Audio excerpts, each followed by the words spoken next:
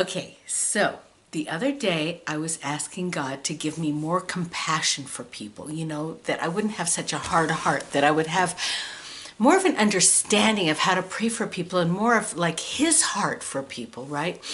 And and so then I think it was that night or a couple nights later, I was at a prayer meeting, and all of a sudden I was reminded of this movie that I hadn't seen in many years. I had forgotten it existed. And when he showed me this movie, when he reminded me of this scene in this movie, I knew exactly what he was saying. So the movie is The Boy in the Striped Pajamas. And I'm going to just read a little synopsis of it so that you know what I'm talking about. And spoiler alert, if you don't want to know the ending, don't listen or skip ahead or something. Because what I'm going to be talking about is not going to be talking about the ending. But I'm going to read you the ending now. So, The Boy in the Striped Pajamas takes place in Nazi Germany when 9-year-old Bruno's father is given a position of power at Auschwitz, and the family moves to a house outside of the camp. The camp is visible from the family's house, and Bruno spends time walking along its fence. He encounters a boy wearing striped pajamas and a golden armband on the other side of a fence, who he becomes friends with. Bruno's father, now this part I had forgotten because honestly the only part that God showed me that I remembered was what I read to you right now.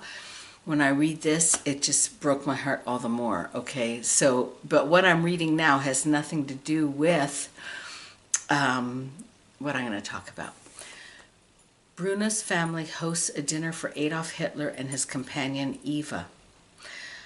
Bruno's imprisoned friend Shmuel asks for Bruno's help in finding his father. Bruno disguises himself as one of the prisoners and enters the death camp.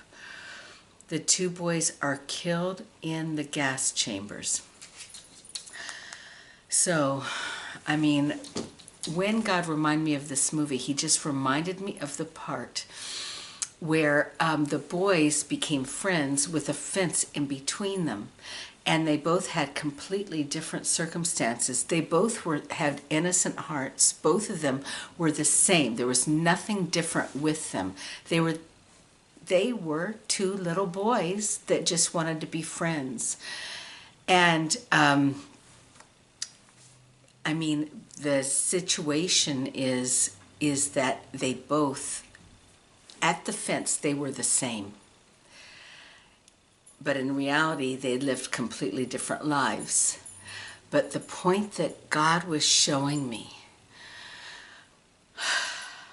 is that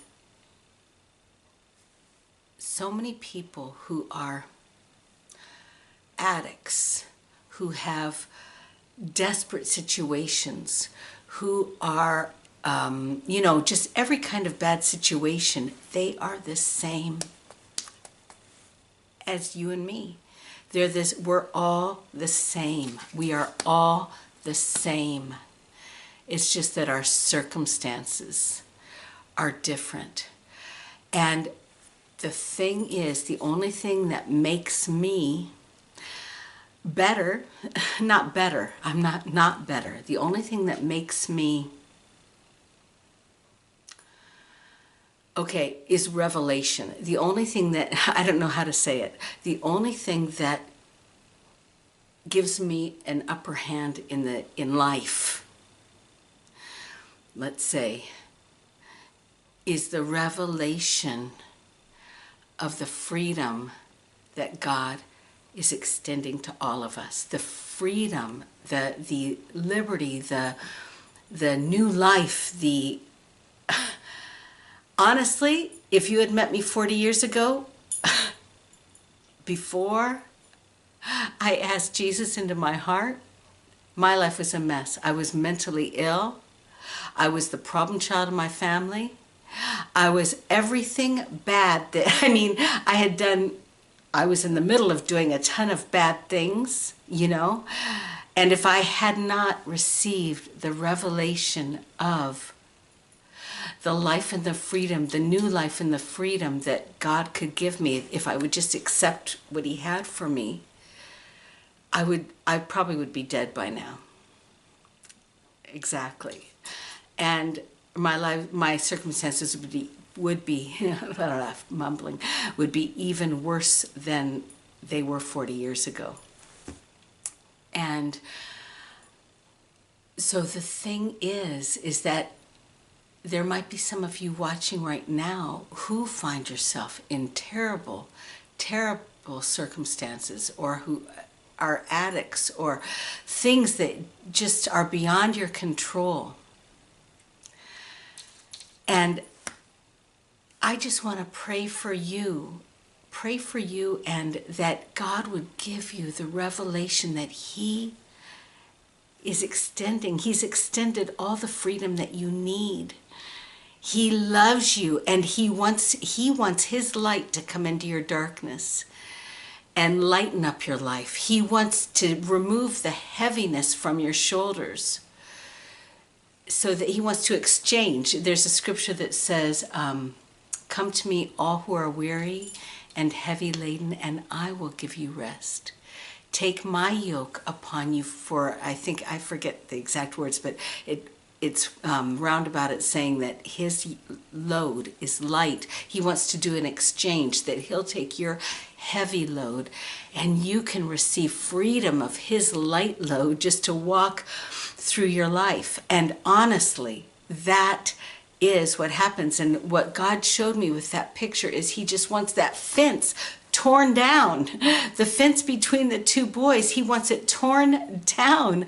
And actually, that's what Jesus did. He tore down the fence so that we can have everything if we just, it's one revelation after another.